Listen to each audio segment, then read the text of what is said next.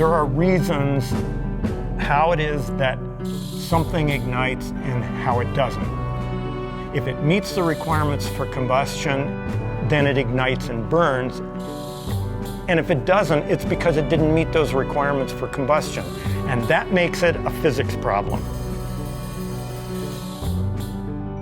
I have a high level of confidence that we can prevent community fire destruction. So this documentary was really powerful to me, being someone who lives on the West Coast at risk of wildfires. And I lived in Oregon and now I live in California. So I was there in 2020, having to have to-go bags ready to flee at any moment as the fires got closer. The air was so bad. You could just feel the smoke going into your lungs, just leaving your house.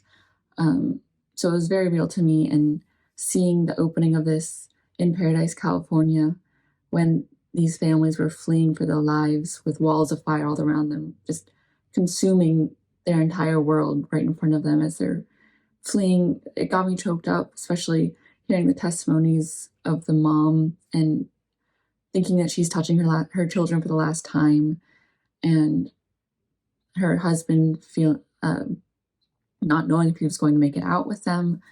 It was a super powerful opening to this documentary. I also learned a whole bunch science-wise about the science of wildfires and how new growth forests actually contribute to climate change, which is something that I didn't know, especially since we're encouraged so much to plant new trees after logging, and that by doing so, you're netting zero, you're just replacing the trees, all is good, when in reality, they actually net zero for about 20 years, so you're not going to see the effects of that for 20 more years. So continuously cutting down old growth forests and replanting new trees, even if you do it immediately after, you're still, for 20 years, it's going to have an impact. So that was something I had no idea about before. And also the fact that harvesting trees actually is 5 to 10% more harmful carbon-wise than a wildfire. So the fact that wildfires themselves are not contributing to climate change as much as we think they are a result of climate change, but the fact that they contribute to the actual climate change way less than we actually learn was crazy, and something that I didn't, that blew my mind a little bit. This was a great documentary showing us and opening our minds to how wildfires are not something to be scared of, but something to be proactive about in protecting ourselves versus just clear-cutting entire forests because we're scared of it. Ooh, it was such an involved film. It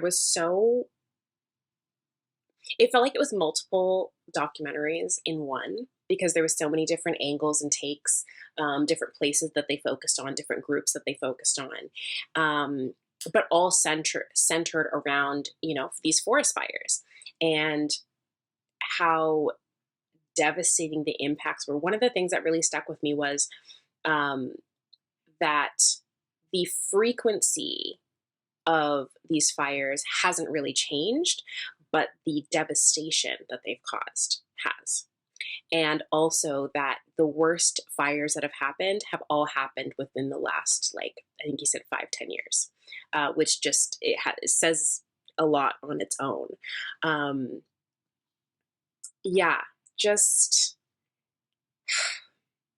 It's like this problem that there's not really a good solution to, because we simply don't have the resources and the manpower to be able to track and prevent and react to forests that are everywhere. It's such a huge space, and they spread so quickly.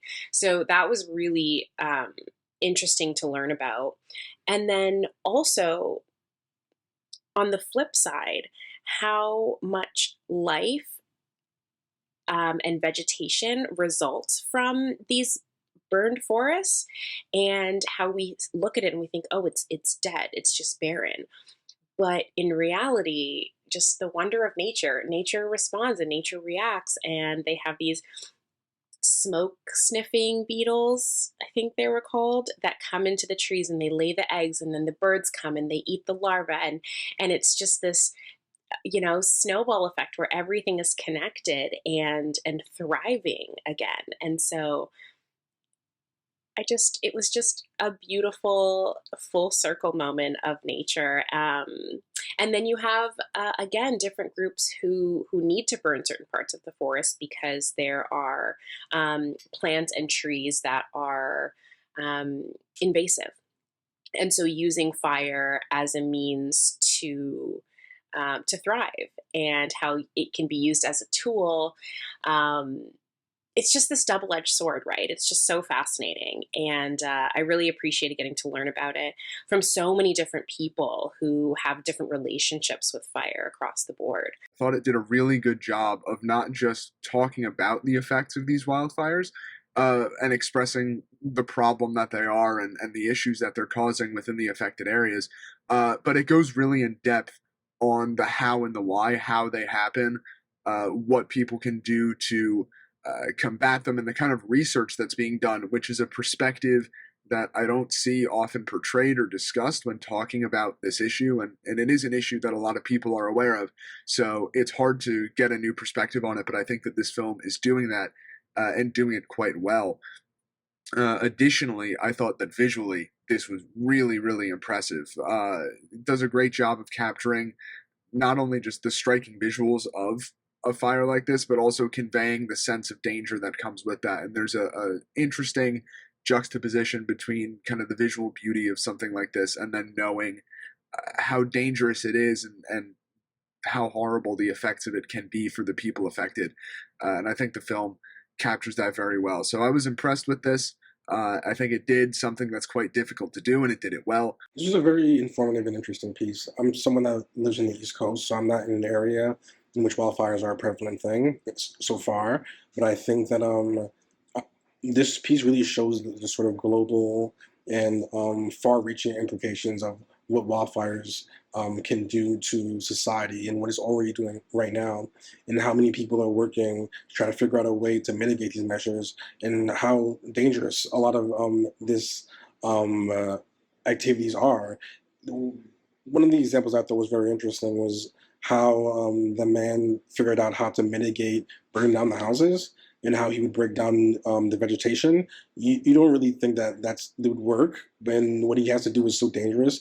So the documentary ends up featuring images that are pretty wild to watch, of him running directly into the smoke and sort of very large-scale fires spreading very rapidly. So the piece in general was just fascinating visually and very informative educationally. We grow up learning to essentially fear fire and prevent it as much as humanly possible. But I think this documentary does a really good job of reminding us that nature is inevitable and unstoppable, and the more we try to resist against that, the harder it hits back. It was very interesting learning to first understand fire and how we get into these situations, but also to embrace it, and instead of resisting against it, learning to adapt alongside with it. I think it's amazing that they went to the Yurok people and how they use the fire and are now teaching people.